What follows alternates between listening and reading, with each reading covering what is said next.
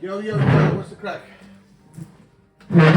Boston and Nick from the Midlife and Nations podcast, episode 70. You don't even remember what episode it is. 75. Is it? Are you sure? No, 76. Yeah, 76. Sorry, my bad. When they count down to 100. Yeah, because we're going to have a big 100 episode show here in O'Connell's for Nick's birthday as well, conjunct. There's no other way we can get people to show up for his birthday, so we just amalgamated with the podcast 100 celebration, episode, like. Always get put down. That's a good one. I like that. Anyway, thanks for tuning in, folks, as always. And another one, if you listen to episode 75, you'll realise I was putting bets on the Oscars lead actors, and one of my bets did well. I won over $270. Feels like a lifetime ago. Yeah, it does feel like a lifetime ago. But actually, because we're all talking about the lead actors and the kind of probabilities and all this kind of stuff for who's going to win. We're talking about the SAG Awards and the Critics' Choice and the BAFTAs and all. How do you add up to the probability of the actor winning the Oscars? So I've been following it. Marty Soprano, Timothy Chalamet was a half favourite at the start, and now it's looking Michael B. Jordan kind of won the SAG Awards. So it's looking like it's a real kind of. It's I think Timothée Chalamet is and Polymarket, which is the place where I put my bet. It's Timothée Chalamet was 50% chance. Michael B. Jordan is 40% chance of winning. So it's looking Look at this! I finally got him in the Astrology. Yeah. Facts and figures. Anyway, so tune in, folks. We're doing our Oscar episode. Oscars are next week anyway, so tune in for that. Next week, live from special. We're K Club live from the red carpet in the K Club. Tune in, it'll be awesome. Yeah. We go on YouTube live, so Hopefully, this guy we go live. It starts. Must have Wi-Fi. It starts at 11 o'clock, so that should be up. Yeah, we'll be going. Hopefully, we'll be going live from around 11, half 11. So when you're selling in, if you just take the day off, because the 16th is a Monday, which is the day before Paddy's Day, so no one's going to work that day. Because they might. Well, the next day's Paddy's. But anyway, if you can, if you're a movie buff, you like the cinema, if you love the cinema, I think it sounds like there is some movie cinema. But I got a few comments when, one comment, when I. Few versus one. When I updated my predictions, it seems like Michael B. Jordan is going to, as I said, one difference is 6 weeks makes. There you go. You put your predictions up about what 6, 7, 6. Yeah, so it's up there so. But I think from what the SAG, it seems like there's a lot of love for Sinners. Yeah. But it's all to play for, so. No. Don't fuck. It's all to play for. Not so certain. One. Right. And anyway, so. This is the thought. This is what I said to my mate, man. Nick, how long has Nick been doing the Oscars? He picks all the favourites and Gold Derby. It's not picking on favourites. Stop. You did, but that's what you always pick the favourites, the Gold Derby, stuff you don't even think about it. The Gold Derby is a good side to get all the knowledge from. Yeah. Yeah, but you never go with your own authentic self. You sometimes don't even watch. Actually, I actually did when 2015 when. Spotlight won and Mark Rylance won. I knew I had them from the very beginning. Anyway, what are we talking about today other than the bit of Oscars news? Oh yeah, of course we're going to do. Actually, folks, we won't let them know we're doing 2 episodes. Stop. Anyway, there's another interesting cinema fact today. Yeah. That came out in the news last week. The Stella Cinema in Rathmines was awarded the second place. But it wasn't awarded. It's named the second. Okay, we're nominated. It nominated. Oh Jesus Christ! The second place out of 100 cinemas in the world, and Time Out magazine, and some judges just Nick goes out there on what's the number one. Yeah, we'll get to number one in a sec. But the Stella Rathmines Cinema is the second best cinema in the world. How cool is that? Yeah. It's literally on our doorstep. Cool. But you've never been. I have been lots of times. You haven't. I'll tell you why I have been there. I've been there on a date with Katie, and I've been on a date with my ex-wife. No, but that was before it got done up, I bet you. No, it was not. Why did you shit me down there? Because he loves it. He loves it. Actually, I was upstairs and there's a different bar upstairs, like a kind of cocktail bar and a food bar, and it's actually, when I look back, when I think about it, it was kind of, it's interesting date that night with a particular person. It was kind of like it was very interesting dates. Like, what do you? There you go. If you can see that. If you haven't seen the post. Because you posted, did you? Yeah, I did, yeah. But in fairness, your return to work this week was very good. Like, your posting, like, was very good. Like, you actually did a bit of posting. More than yeah, like, unlike you who doesn't do any posting. Put this up. Anyway, back to the date. So, the Stella Cinema, I was there 2 dates, 2 times. Very interesting. So, what you gonna see? I went, there was one where John Cena was in it when the ex-wife was John Cena was what was it? There was Daddy's Home? Is it Daddy's Home, was it? I don't know, or was that the one with his daughter was gone and yeah, I know. It's I can't think of the name of the movie, but I know the movie. Yeah, and then the one with Katie. I don't know. I went to see with Katie, but it was like, I don't know if we should because like I want to say, but I don't know if it's because it's in public, but it's interesting. What? Say it. Just I like the alignment of like cinema and my life and all this kind of stuff. I'm like, I like the alignment. Anyway, right. So what are we doing? So what do you call this episode? So this is. We'll figure out the name at the end. Right, we call it. So that's what we're calling it. No, just come on.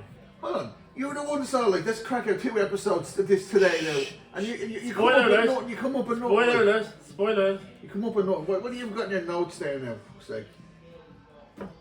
I wrote notes. I've been doing all the work on Instagram. Right. Okay. Let's make this episode all about Nick and feeding his ego. No, this is exactly what he wants. His ego. This is exactly what he wants. They don't want an episode of us fighting all the time. Stop. Right. Congratulations. You put loads of stuff on Instagram today. Like, you know. No, just stop. No, I'm giving you praise. You did. No, you did. You leveled up. Like, you did really good. Like. It was good.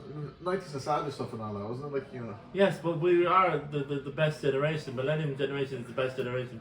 I mean, these cuckoos who think Let's go with the Gen X, the next one. Come on, seriously, come on to reality. Like, they haven't been through jack shit. They're burnt out every 5 seconds.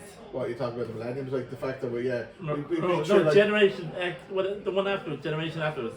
Generation Z. Yeah. Yeah, well, let's keep it on the Millennium generation for No, I'm just saying they're burnt. Yeah, okay. Go on. So like we have been through a lot. Like we've been through 2 or 3 economic recessions. We've been, wars, terrorists, all that kind of stuff. There's a lot of shit going on. Like, so are we more resilient, or are we just like do we put up with it more? Like in terms of like do we just get through it, or No, like, I'd say most of us are on a nervous breakdown by now. I think. Well, I've had nervous breakdowns, but I'm actually fine now. I feel like I've come through the worst. No, you're not. Okay, I feel like I've come through the worst. Yeah. That's yeah. No, but okay. So does it make us better, or does it make it like if we didn't go through all the trauma, like what would it be like? Because Generation Z, you'd say like, their only issues like they want to eat the rich or they want to down enough of the money. But they don't even do any work. Yeah, that's just. I mean, they're YouTube or they're like on. Use your words, man. Use your words. Instagram, YouTube. What's that new one? We do TikTok. I mean, they're all only famous but doing nothing. Like I want 1 million followers, for God's sake. But is this not the world they inherited, like from Because in fairness, like they were given phones very early. They didn't understand. Yeah. The parents didn't understand the consequences of the phone. We didn't get phones until we were 18. That's the point I'm making. Like they get phones when they're like 12, for God's sake. The point is, nobody knew how bad the phones were for teenagers' brains. Like for Generation Z when they adopted the phone, nobody knew that social media could be the new smoke and tobacco and stuff. It could be the harmful effect of social media. It's like smoking. Oh my God, it is. Oh my God, it is. Oh my God, I didn't realize it. So in a sense, maybe they've been afflicted with more harm technology-wise than we have. We had the benefit of going out into the nature, jumping over trees and falling off trees and roll around the mud and beat the shit out of each other and stuff like that. Okay, stop. Stop. But you have to make it like a proper comparison. Then they have a different life. They watch chunky TVs, which you can actually throw. Actually, you can't even lift up and then throw it down. Whereas a normal TV, you can just tip it over. Yeah, like the TV, carbon ray tubes or something like that. TVs with when you break the TV back off, it's just a big. You never had the worries of getting your tape stuck in your VCR and having to rewind it and take it apart, for God's sake. Yeah, okay. What are you saying about generation? You know, the stuff, all the nostalgia stuff you sent me. Like, someone was making the point that you know, when we were watching television, we had the the cartoon channel. Saturday cartoon, 80 cartoons. Oh my God, can't. I mean, some of these Defenders of the Earth, Thundercats, and He-Man. Come on. Yeah. Best cartoons. What do you have there? Like weird cartoons, like. But this, when we're doing the research, like say for example. Well, sorry. When I do the research. You came up to your days. I actually I did the research and build the context of like what we're actually talking about.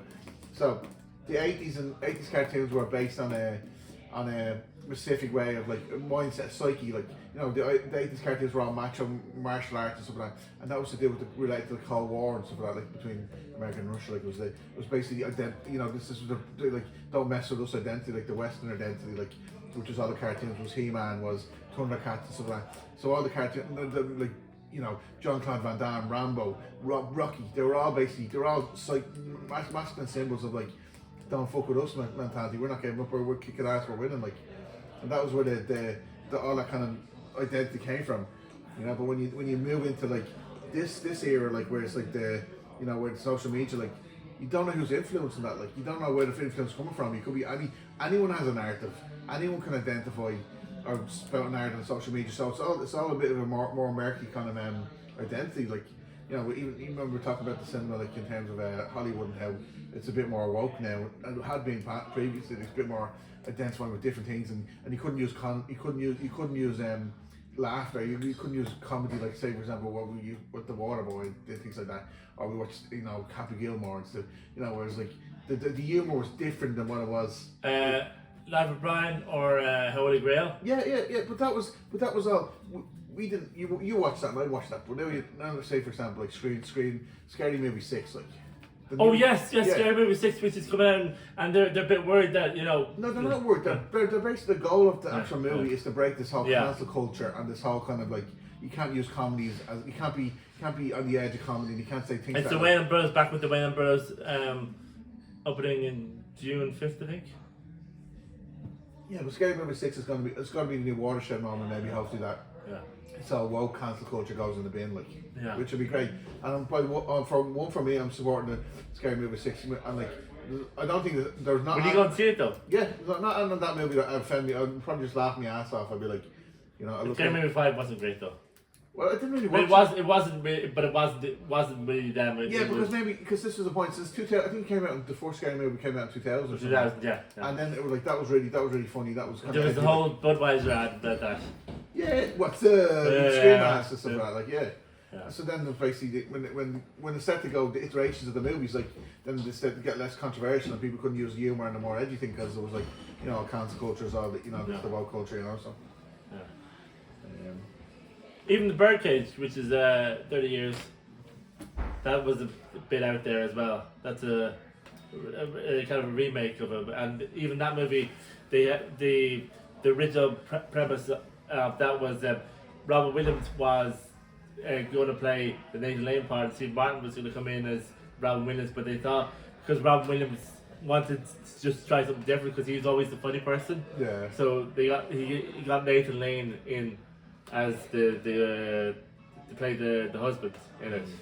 So he became the Steve Martin character, and Nathan Lane, and then they have Hank Azaria in as well, which was yeah.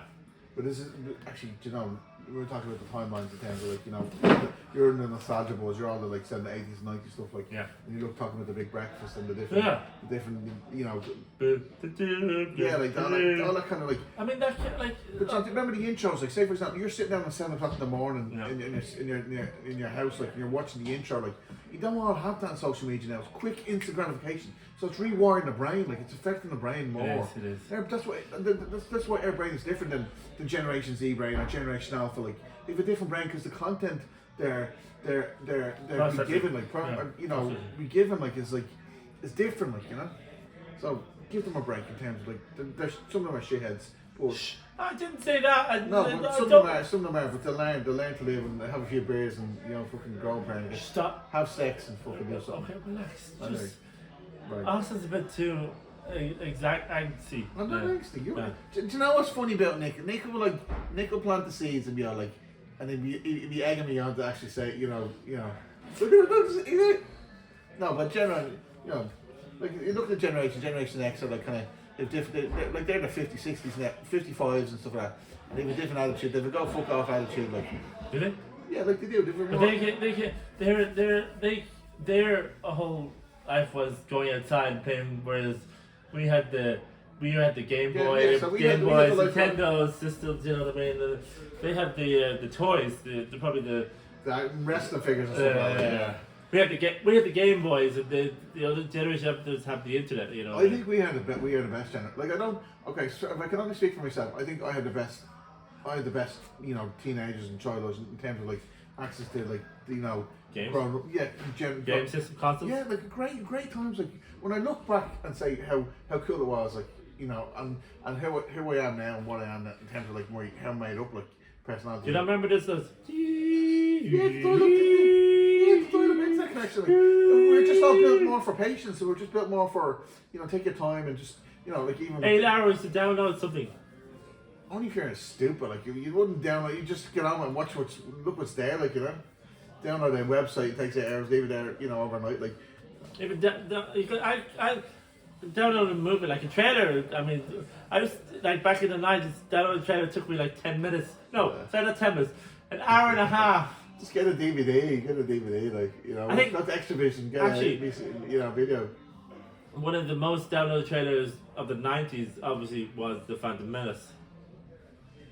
You sent me something. I said that. Sorry, I'm repeating myself. But you're not repeating yourself, no, because it's in your hands and you're wearing a purple suit and stuff like that, isn't it? Or no, that's the Phantom. That's the Phantom.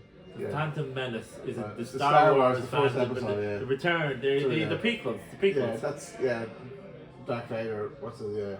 When he was a kid. Anakin Skywalker. Yeah. Back in early. I mean. That was That was the summer of 1999, which was a great summer for movies. Yeah. I mean, they had South Park and Austin Powers, which I don't think would be. Yeah. It would be problematic. No, but see, that's where we need to stop that. Don't think you'd be allowed. Or our generation saying, I don't think our comedy would be acceptable to other people. Like, no. It doesn't matter what they think in terms of like it's our comedy. Either we make it, we produce, we write it, we watch it. Like that's the more point I'm making. We need to get in that situation where, as the lads in Scary Movie 6 like are making a point like we're producing a movie to end cancel culture and not woke culture, but cancel culture, because there's a lot of bullshit like. Yeah. What is actually the theme of this episode? Spit out. Well, I'll tell you when we're finished. Right, because you're sending me loads of 90s. Yeah, I've said. Oh, I'm surprised you didn't. We stopped sending me all this. I sent about 150 messages. All I said, but I send you stuff. Like you never read my stuff. Like because you're crap. It's crap. It's not relevant. It's not relevant. My stuff is relevant. His stuff is high up in the sky. The angsty, or what do you call it? The progression of it's like evolution of a bug to a. Okay, right. So you're like, cause you're the little mathematic kind of. I was going to say autistic kind of spectrum in your mind. Actually, there was an Instagram post that I saw where it's the evolution of something. So like, we started off as a. Remember the evolution of dance? Remember that? Remember somebody on YouTube used to do the evolution of dance? Yeah. And they used to go for ages. That was the thing for a while, wasn't it? Yeah, I mean, some of the dances in there were a bit. I mean, when they started doing them, like lambada and all those, and there's actually a line in the Fresh Prince, and he goes, "They're doing the lambada," and then Will Smith goes, "That's the forbidden dance." Wow. Yeah, but even when the history of dance, the beginning of dance, they're all. Even Dirty Dancing, come on, Dirty Dancing. They made a movie of that. Yeah, Patrick Swayze. I was only watching. I was watching a bit snip of that, like, and they're doing the dance, and at the end they're in the kind of the hall, like, where the dance hall, like, and Patrick Swayze at some stage with the baby. Whatever. No, puts baby in the corner. Yeah, no, but they're starting the dancing and stuff, and it was like this. And Patrick Swayze, the way he moves, is like it's just poetry. And everyone seems to take the piss. I mean, do their own interpretation of it. I'm just like, if I could be an actor, Patrick Swayze would be my actor. I'd want to be like, who's able to dance like, and it's just that cool. Like that was '86 though. I mean, it was amazing. I mean, like. How her dad would let her go? No, her dad, because her dad was a doctor. Yeah. And he Patrick Swayze, I don't know his character. His mate. Johnny. Johnny. Yeah, you're right. Jesus. And he had a friend. Johnny had a friend that got pregnant, and she miscarried because she went to a kind of a bad, someone that was really a non-doctor that was with the baby, abortion. But she was a baby came over or something, and then Johnny's friend was like sick, and then she called her dad, and her dad like got pissed off at Johnny because he thought he was the father. Yeah. But at the end, baby comes over, and baby's daddy. Yeah. He figured out who the dad was. Johnny was a good guy, and he's like, you know, and he's like, you're good. Like, he goes, no, I know you were the one who got penny in trouble. Penny in trouble, yeah. And then he goes like, when I'm wrong, I'm wrong, like, you know. And I just thought that was cool, like. But like when I was watching the movie, I was saying how that kind of generational kind of rite of passage. But that was the 1950s as well. I think. Yeah, but maybe because like when the ballroom and all the hotel was a bit kind of prim and proper, like even the owner of the hotel was a bit like, oh no, we can't have sexy dancing here or kind of hips moving, and he kept it underground. But the twist. But then towards the end of the movie, it came to surface level where everyone in the ballroom, even the baby's mommy was like, she gets that from me, like. It broke into the generation of kind of dancing, kind of like where everyone was like, it was just liberating those kind of natural, kind of sexy moves, like, you know. That lift where I'm surprised. I mean, they were trying to do that lift, you know. Yeah. And then they went to the water, tried to the water, but then even there was a kind of dance that she said, oh, I couldn't do the lift. And then all of a sudden you can do the lift at the end. I mean, it doesn't. I mean, it's a bit. Yeah, but it was really, you know, and she's skinny. Like she's Jennifer Grey. Yeah, no, she made the Ferris Bueller's Day Off the year before. Yeah. She actually went out. She was going out with Matthew Broderick at the time. Yeah, but that's all generation. That was all generational kind of, you know, Ferris Bueller Day Off and stuff like that, and was Flashdance and all that kind of stuff. Where it was all 80s kind of breaking that vibe of like the containment of the sexual energy, the libido. So maybe it's the root chakra, maybe it's the chakras, like, you know, the evolution of like energies and stuff like that. Because the dance was always a kind of symbolic way to, you know, what was it? To George Bernard Shaw, like, you know. Dance is a perpendicular expression of a horizontal desire, like perpendicular expression of a horizontal desire. George Bernard Shaw, Nobel Prize winner and an Oscar winner. Yes, you got the Oscar. Was it Pygmalion or something? Yes. Oh my God, this guy! Not just a pretty face. Yeah, it was good crack. But yeah, it's interesting, isn't it? Like, but that's. Because I was thinking about that, like, how do we? Because you know we were trying to write a screenplay, like, we're trying to get there, like, but how do we? We've been trying to write a screenplay for the last 3 years. But it's what in this moment? He's got the hand out. He's in this generational moment, what is the kind of watershed? What is the breaking the seal or breaking the symbol of, like, you know, the new generational? You know, what would be the climax, or what would be the new kind of, like, what's bubbling under the surface that needs to evolve or needs to be let loose, like, in terms of, because like.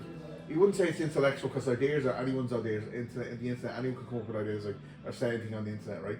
You know, dancing, we have sexual liberty. You know, pretty much. You know, we ChatGPT. So AI, so is it artificial general intelligence and stuff like that? I mean, is it intellectual, is it more as a body? Like, you know, are we evolving up the chakras? Like, you know, because sometimes say the chakras are your head. There's a crown chakra, like, it's the intellectual, but that's the collective. Like, have you evolved? Have you literally evolved? But remember to making a point with the, I don't know. Don't say I don't know. You do know. Speak. You do know. I don't know what the next thing. You do know. I don't know what the next. We'll figure it out. I don't know. Yeah, but that's what I'm saying. We'll figure it. That's a good point. That's what I'm trying to say. We'll get there. Like, we'll come up with it. Like, we have to work. We have to figure out your process. Like, that's what we're doing. Process it. You may have noticed there've been a lot of Instagram posts. I'm just finding a new way how to. I just figured out that you can just actually press the button. You can actually put this as a story. It's crazy. It's bad. The midlife race, isn't it? Yeah. Nick Smith. Yeah. So, what do you guys think is gonna the hot favorites to win the Oscars this year? I mean, there are some. First, the acting categories are a bit like for the first time in years. The acting categories are a bit up in the air. The only one is it's the best supporting and the best supporting actor and the best actor. I mean, they're not dead certain. I mean, it probably will be Michael B. Jordan, but it's not a dead certain. No, but Jessie Buckley's this year. Oh yeah, best supporting actor is Sean Penn. Well, no, that's not really. I mean, that's still up in the air. And same with best supporting actress. I mean, what about best movie? Is that like his? I mean, that's still. I think director is pretty much sold. Yeah, Paul Thomas. Yeah. But picture is anyone's. I still think it's a three-way tie. So Sinners, then One Ball After Another, and then who else is there? Come on. Well, Mary Supreme, No. What? Hamlet For best movie. Yes. But this doesn't mean that they've got no awards if they've got. They won the Golden Globe for best drama. Did they? Yeah. But obviously you know that. I don't know that. But is there not two levels? Is there not two categories of drama like in the Golden Globes? It's comedy and music and the drama. But it's not just a token award, though, is it? No, it's not a token award. No. Okay. No, it's not. Okay. So it's three-way.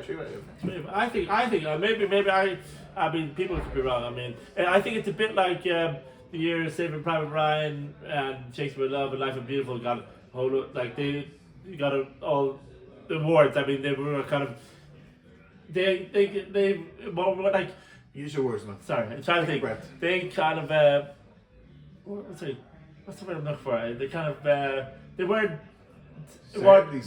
No, they weren't all. They were divided, not divided. Sorry. No, because actually, this is important because it wasn't dominated by one movie. It was spread out by three movies. So, and I think this year it will be spread out by three movies. Well, probably be two movies. Battle of Another and Sinners. I think. I don't because I mean, Sinners getting 16 nominations. Not when I mean, if it doesn't win like more than 5, it's even the biggest loser. Yeah, because it'd be odd. Like, yeah. This is because I was watching a podcast, not go off on tangent, but you suddenly find a word. Find words, yeah, sorry, a bit of words out. I was watching a podcast, and someone on the screen was like, they couldn't find the words either, and it's like, I come back to it, and I was noticing, because you know what I mean, you usually freak out if you can't find the words, and the words don't come straight away, and it's like, but just take your time, because a lot of people struggle, because we are doing a podcast where we're literally no filter, on the fly, ad lib, it's like, it doesn't always come to you, you know? Yeah. No, no, word salad. Anyway.